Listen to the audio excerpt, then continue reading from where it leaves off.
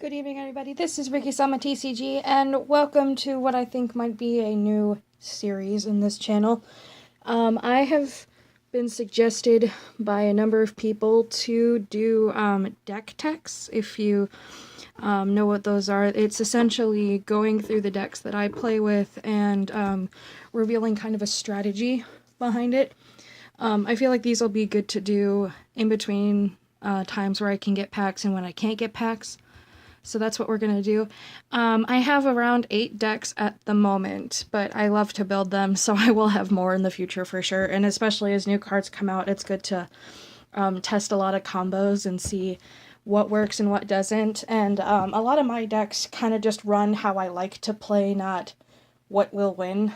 But I think there's a give and take there. And I have good luck with my decks, because I believe in my cards. I know that's so cheesy, but that's what we're gonna do. So I thought I'd go over this deck. This is my fire deck. It doesn't really have a name if you like naming your decks. Some of mine have names. I didn't really name this one, but it's a fun deck, and there's a lot of strategy behind what's in here and what isn't in here. So I thought I'd go through that with you today. So I guess we'll start with the let's start with the energies. Get that one out of the way. So this deck runs 20 energy. It runs 4 burning energy. These are essentially what it does if you attach it to a fire type Pokemon.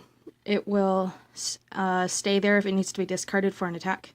It can be discarded by other opponents' attacks, but if you are using an attack that requires you to discard energy and you decide to discard this one, it will just stay put, which is really, really nice, and that's one of the reasons I run it in this deck, is because, you know, in fire decks you typically burn through so much energy, and that's probably why I'm running about 20 of these. And while there is a lot of ways to get energy back in this deck, running a big amount of them still has its benefits.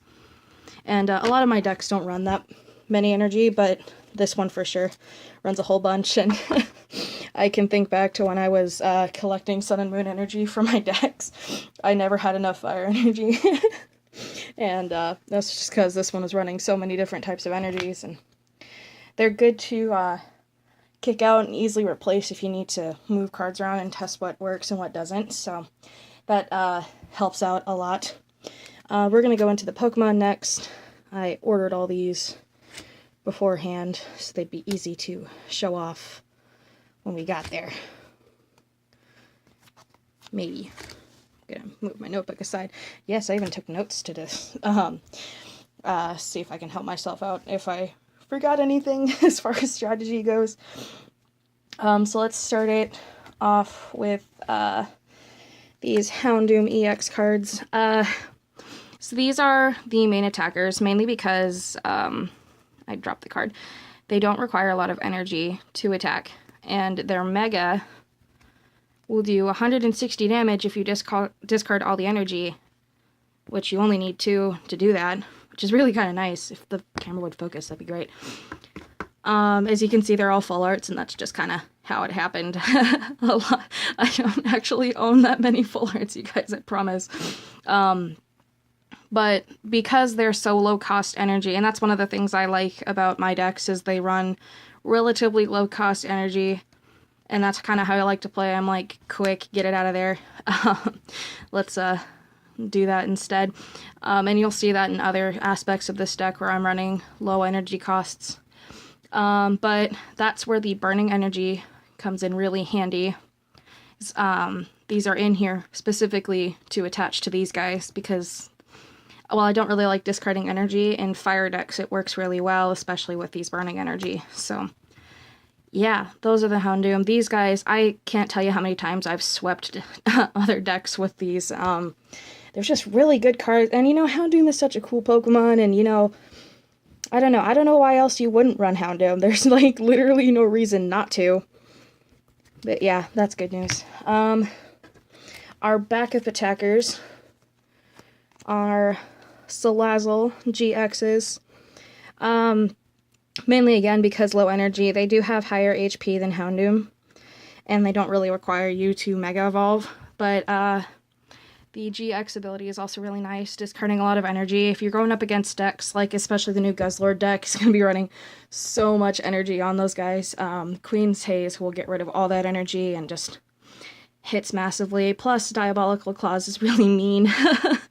Every prize card you've taken, you do 50 more damage, which is really, really nice, especially later in the game, which is why they're mainly backup attackers. But if we just so happen to be very unlucky and can't get any Houndooms, Salazzle is there. Next we kind of have the setup Pokemon. There's only one in here, but these Torkoal, they burn the energy for one, burn the energy. Burn the Pokemon for 1 energy, and they have a chance to paralyze because Body Slam says so. But it's kind of in here mainly to deal with pesky ones that say, don't attack me if you're a GX or EX Pokemon, like the Hoopa that came out in Shining Legends, or everybody's using that Alolan Ninetales. That ability sucks. But yeah, that's what these guys are for, and kind of these camera out back here, but there's a different strategy for those guys. So this is more of a combo, really, than anything else. But at the same time, having Camerupt in the bench is really nice. This ability, and these are the Team Magma ones that you got from the Double Crisis sets, I believe is what it's called. During your turn, you can attach a Fighting or Fire energy from your discard to this Pokemon, which is really nice to keep energy out of the discard pile. But Flareon has an ability that says Flash Fire. Once you're during your turn, you can move a fire energy from one of your Pokemon to this one. That's where this Camerupt comes in handy. These guys really only stay on the bench because I never need to use them, but even if I need to, they do pretty nice damage, and they are essentially setups for the Flareon, which I like to use as my late game attackers if Houndoom and Salazzle are failing me, but that's why they're in here, and they work really, really well. Essentially, you just pull out of the discard and then immediately attach it to the Flareon, and yeah, I'll be hitting for easily 110 damage right off the bat, since Blazeball says it's going to do 20 more damage for each fire energy attached to this Pokemon. This is essentially a Keldeo or a Trevenant, but fire type. So as that continues to go, we get more energy on Flareon, and it can essentially sweep anything late in the game, which is really, really nice. They do all collect for 2 prize cards, which does kind of suck, but set up properly, they do their job. So that's the Pokemon. Let's get into the trainers now. We'll start this off. The 2 stadiums in this deck are Scorched Earth. They allow you to discard energy cards to draw more cards from your deck. So I've never actually decked out in a game, but if I was to deck out, it would be because of these. Because again, fire decks just run through so much energy. But these are the best cards for this deck, really. Yeah, that's all I got to say about those guys. We do have some energy retrievals in here, a special charge to get those burning energies back, but just in case I can't get Camerupt up on the bench, that's what these guys are for. What else do I got? I have a gym badge, which I like to feature in my decks, because I am part of a Pokemon League here in town. So sometimes we'll get promos, and yeah, it's not really in here for any other reason, because I tend not to have good luck with coin flipping. But it is just a fun card to use. Plus, you know, Blaine. He was the fire-type gym leader, if I remember it correctly. So it is kind of nice just to have a feature in here. And you'll see that in a lot of my decks if I continue to do this, if you guys like them. So I do just like to feature cards. Again, I like to play how I like to play, not what is necessarily going to win. But yeah, that's how that is. A Fiery Torch is essentially just the same thing as a Scorched Earth, because it just only happens once, and it's a item card. I have more of these. I don't know why I run more, but I guess I decided in the past that I didn't really need more. We have potions. Why are they in separate spots? Every deck needs a couple of potions. This is one of my favorite cards in this deck. Super energy removal.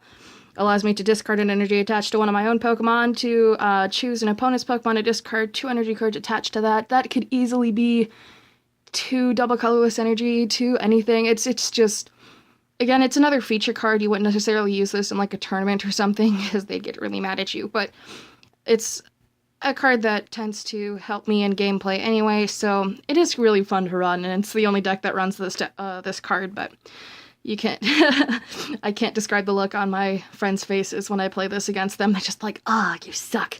But yeah, we have a dual ball, just another pretty card to run, because again, I tend to have bad luck flipping coins, but it's essentially a double Pokeball, kind of like it's, yeah.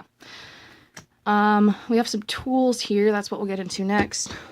So we have the Houndoom Spirit Links, because I am running Mega Pokemon, and you need these sometimes. That's all you got to say about that. Where'd these other guys go? The Choice Band is always good to run in newer decks like this, because everybody runs those Ultra Rares, and they do 30 more damage to the active EX or GX, and I read one more, but I don't think I have any more. I need to get some more. But, yeah. And then Wishful Baton is a good just backup trainer. I mean, if this thing got field lowered away, that wouldn't be a big deal, necessarily. It is, just moving energy around again. That's what this deck is really good at.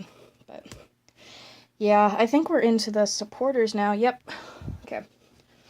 So, we start this one off with a Bridget. I think everybody runs a Bridget in their deck, regardless of what they're doing, but basic Pokemon, and I know I run so many of them in here. Getting a Houndoom on the bench, getting a Flareon on the bench, getting a couple Numel on the bench, that's always good. Getting Torkoal on the bench, that's always good. So there's a lot of things that this card is good for. Fisherman, again, getting energy back into my hand. It's really the best way to do that. I have a couple Tierno because drawing cards is always good. Team Skullgrunt to disrupt other players. Again, more getting rid of their energy type thing. I'm running so much energy, I have to get rid of everybody else's. We have a Twins. This is another card that I really like to run, but I like its counterpart, or what I consider to be the counterpart, Teammates, which says if your opponent knocks out one of your Pokemon in your last turn, you can play this and draw get 2 cards from your deck. This one says if you have more prize cards left. So personally, I think Teammates is better, but I think when I built this deck, I didn't have any more, but I had this. So I decided to run this one instead, and it's just kind of stayed there. It's really cute, too, so that's always a plus. And then we have a Wally. There's really no... I think I run this one especially to get camera upped ready, so a Bridget Wally to get camera upped on the bench, or Salazzle GX prepared is always a good thing, but I don't know. One Wally's always good. A lot of my trainers are kind of randomized, especially my supporters, because, you know, I don't really play competitively, but as long as it helps me, it doesn't really matter what I play in there, so that is this deck. I know there's, like, a lot of information, and it's definitely different than what I typically do, but, I mean, if you guys like this or have suggestions as to what else I could say when I make these videos, I would very much appreciate it. I love feedback, and who knows, maybe I gave you some ideas on your own decks. I bet, though, I'm gonna just have a guess, and bet somebody's gonna ask me why I'm not running Charizard. I don't like Charizard. I know I'm gonna lose so many people just by saying that, but I think Charizard is just too high energy cost and kind of overrated in my opinion, but I don't really... Yeah, random tidbit about me. Charizard isn't my favorite, but yeah, that would be my fire deck. Maybe you can help me come up with a name for it. Wouldn't that be something else?